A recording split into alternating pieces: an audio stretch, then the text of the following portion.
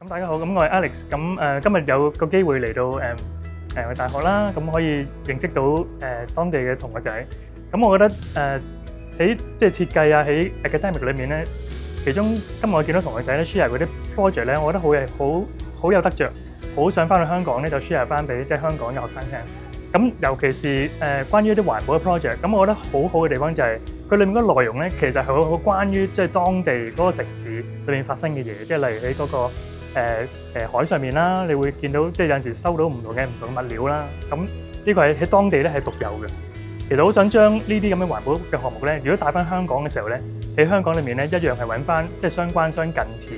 一啲嘅回收翻嚟嘅物品，睇下點樣咧將呢一啲嘅材料咧可以咧係即係用翻喺個社會裏面。咁呢一個咧係我覺得係好想咧將呢個 take away 咧帶翻嚟香港咁樣。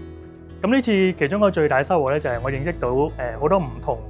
專業嘅設計師啦、建築師啦。咁平時都唔會有咁好嘅機會咧，將唔同嘅 discipline 嘅一啲專業嘅人士咧走埋一齊嘅。尤其是當佢哋走埋一齊嘅時候咧，當我哋去睇唔同嘅展覽咧，我哋睇緊嘅嘢咧，其實有少少唔同嘅。喺嗰個過程裏面咧，我有互動咧，都有個 discussion 有個溝通咧 ，share 到一啲即係大家揾到嘅 insight 咧。我覺得呢一個都係喺呢個活動裏面咧，我自己學識到好多新嘅知識。